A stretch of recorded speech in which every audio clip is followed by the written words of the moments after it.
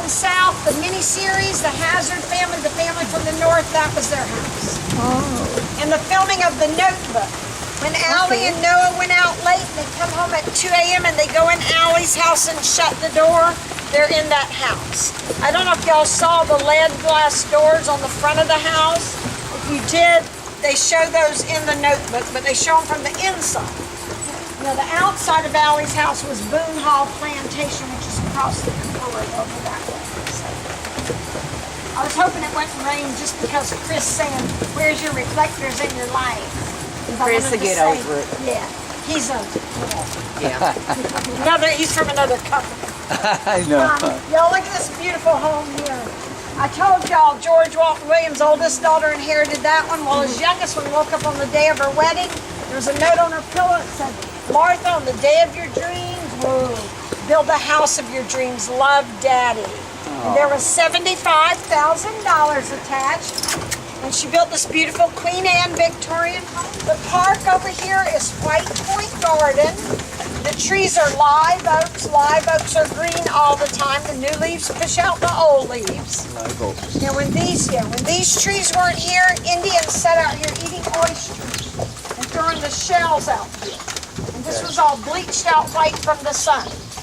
And they say ships could see this from out of the Atlantic Ocean, and they used it as a way to navigate the Charleston, and they called it Oyster Point.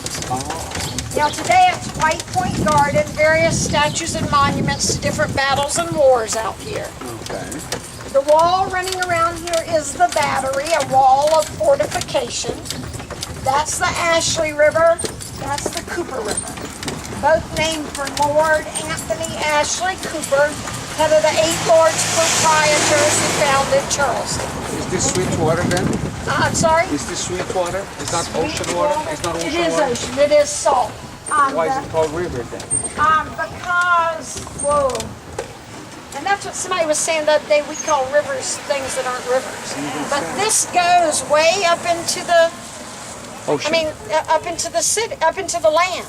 Into the land. It goes way into the land. But if it's salty water, you cannot call it that river. way it gets to be brackish. Brackish. Which Where is a it mix. mixes. A mix. Yeah. Yeah. A mix with And I guess sweet the Cooper water. River, is it considered brackish too further up? Yeah, so both of these rivers, they go way inland. A lot of dental work done now. Also, his brother was a dentist, his granddaughter's a dentist. The granddaughter owns this today. She says they painted that house that color because they love the color of healthy teeth and gums. Now today that's a bed and breakfast. It's still in the Palmer family. And then this house, I told you about earthquake bolts. See the lion's heads? Those are just fancy earthquake bolts. The rope molding around the door, an ancient Chinese symbol of wealth, making your living on the water. Big rope, big money. Step G, it is not a puddle. Step G, they don't get over very far. Not because of their size, because of their age. This one was built in the late 1800s. This one was built in 1920. Where most of these others were built in the early to mid 1800s. I don't know if I said that right, Donna. These tour guides are ticket sellers. This house, another house museum. This is the Edmonston Alston home. The Edmonstons built this house in 1825. The Alstons remodeled it in 1838. Their claim to fame is that they have 85 to 90% of the original furnishings in that house. Whoa. So if you go in there, it's like stepping back in time. It's in a museum? It is a house museum, yeah, open daily. Just like now, like I said, that Calhoun Mansion, it's a house museum, but that was privately owned. This one is not. Public owned now? Yeah, run by the Middleton. We are house hunting. This one's been reduced to $8 million. Built in 1810.